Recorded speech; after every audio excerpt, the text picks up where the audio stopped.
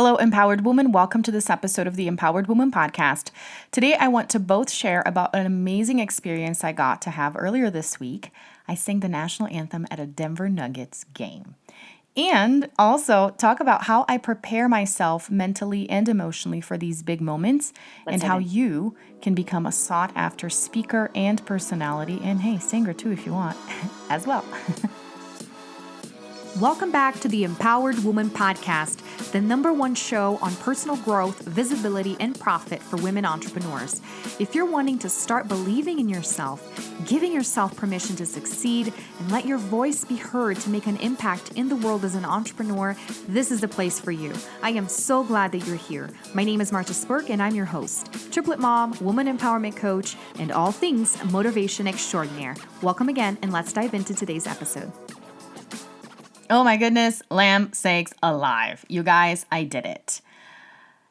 What an amazing experience it was. For those of you who follow me on social media, I did post like a sound check for when I went, to get ready to sing the anthem.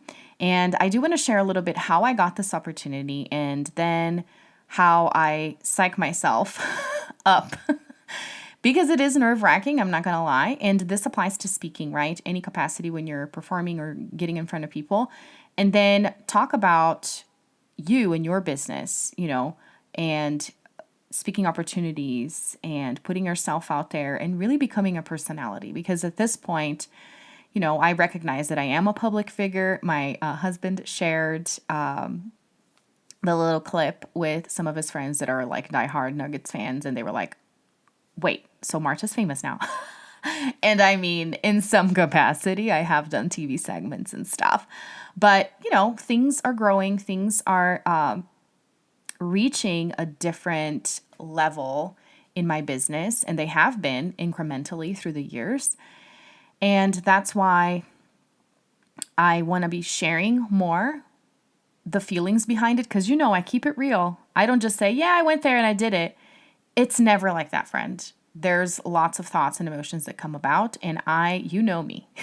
I will be talking and philosophizing, whatever the word is, about the specifics because there's a lot of inner coaching and inner pep talk that goes in moments like this, So, all right. So first things first, for all the curious minds out there, how the heck do you land this? Did you just apply on their website? And I did look earlier in the year for different, because here, Denver's a big city and there's lots of professional teams.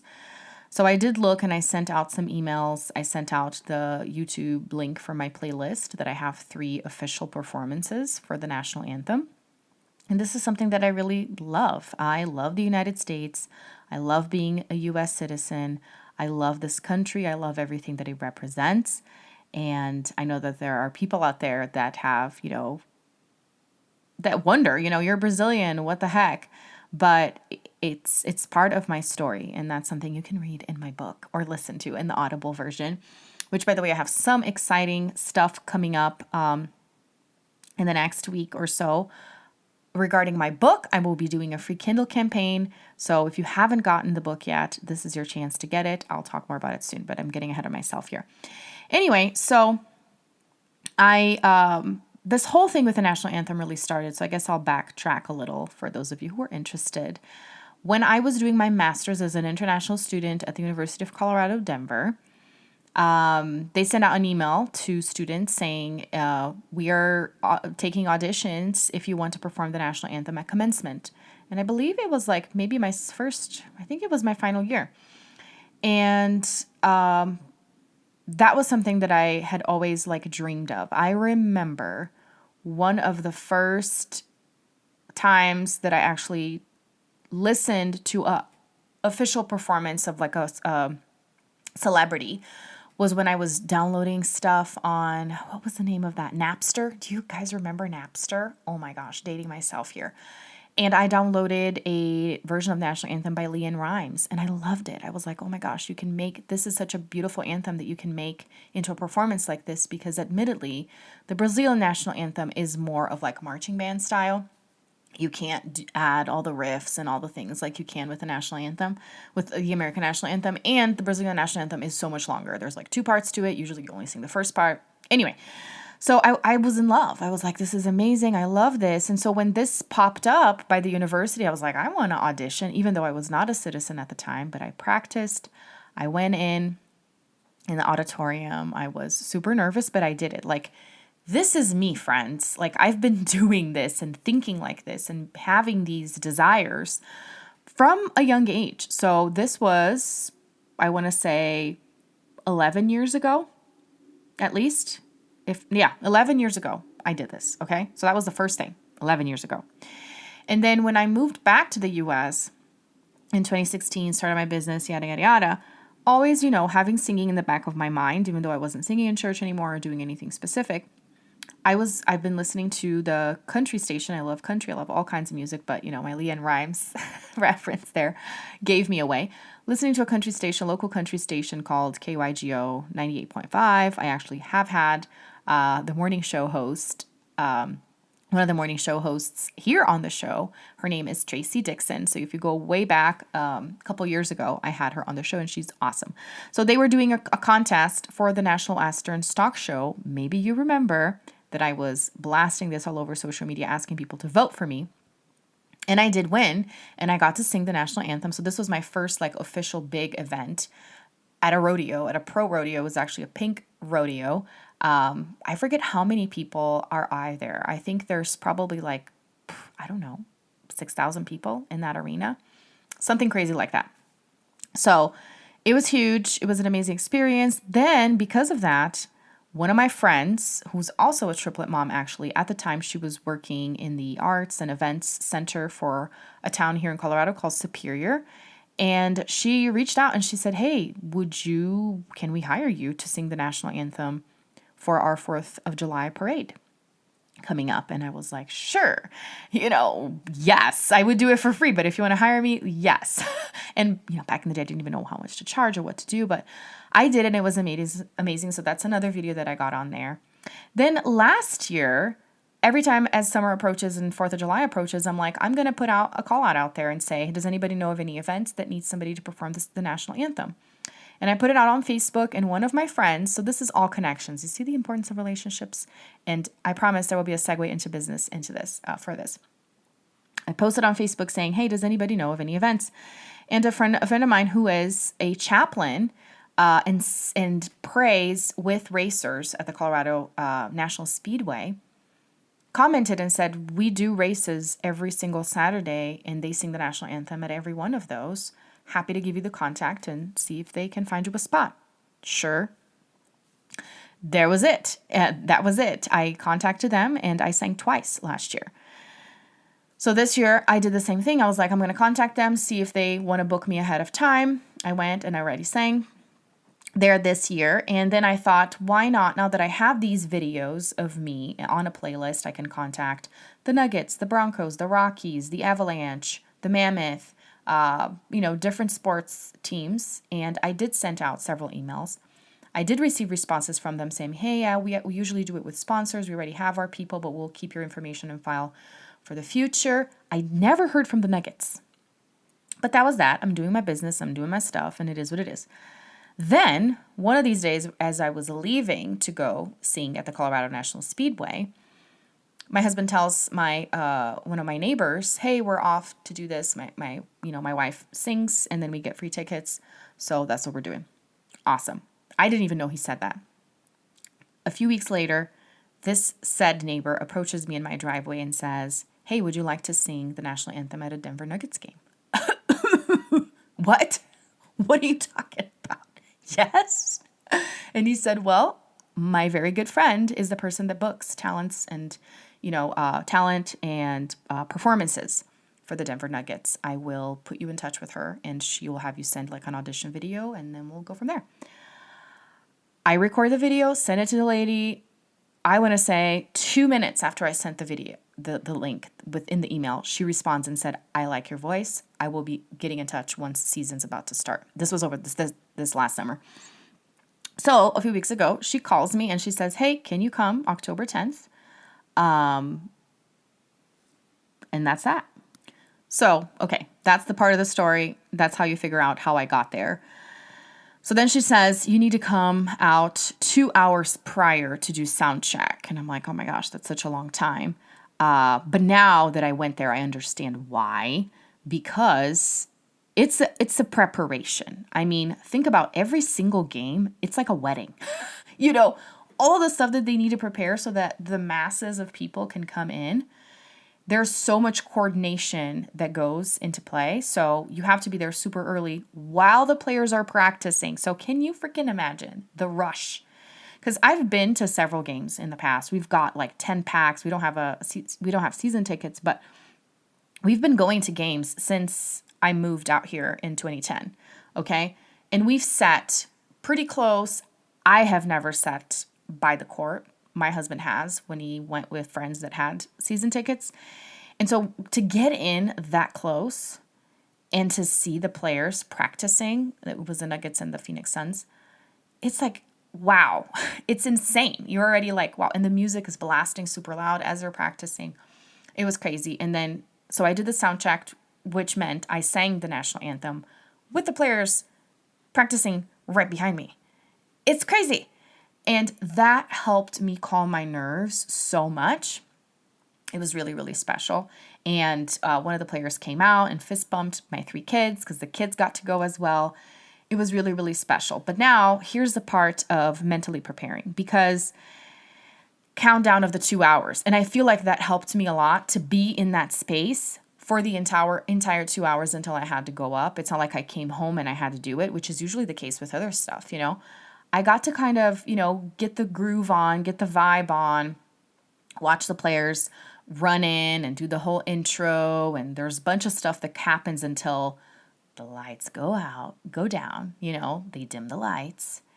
And then I walk on the freaking court and oh my gosh, the rush. But so what is it that I do before these things? Like before my TEDx, before stepping up on stage to speak? The best thing that I have been doing, and it's really been a mantra to me, is to repeat to myself that I am loved, that people appreciate me for what I'm doing there. And yeah, sure, there will be people that will not enjoy my message. There will be people that will pick apart my performance. But then there will be people that as soon as it's over, they will forget. They will go on with their lives. And there will also be people that as soon as it's over, they're going to be amazed and they're going to be touched and they're going to be grateful. And I have been choosing to focus on that instead of the other, right? The more I grow, the older I get, I understand more deeply that I get to choose which story I tell myself every day. And so I have been choosing to tell myself better stories. I have been choosing to tell myself better things. And so what I have been telling myself before each of these performances is, I got this, I'm going to do great, and I am loved. And sure enough, as soon as I was done, as I was walking, through the arena to go to my seat, people were stopping me to tell me, you did a great job. This was so good. I felt it. I got chills. And even people, when I sent, the video now, they're still telling me, people are sharing my video and they're like, I got goosebumps. This was amazing. I got teary. It made me emotional. And it's because I am infusing what I'm doing with a sense of, I can't go wrong. I really can't. And I am loved. And it's with this in mind that I want to tell you that this applies to you showing up in your business, showing up when you're, creating a post asking for the sale or having a conversation or just connecting with somebody without that agenda and just knowing that you are special and that you are loved. And it's with this in mind, actually, that I've decided to host a free masterclass next week. And this is actually because I'm revamping my website. I really want to be focusing on my messaging to speaking, to standing out with your content on social media, yes, but also standing out on stages, standing out on TV. Everything is speaking, right? Whether it is in written form or not. And I want to have a new freebie, a new lead magnet to lead into my offers and to, build my email list. And I want to record this live. I don't want to do this by myself. I thrive in group activities and feedback from the audience. And so I will be doing this masterclass. It's called 5 Steps to Become a Sought After Speaker and Personality.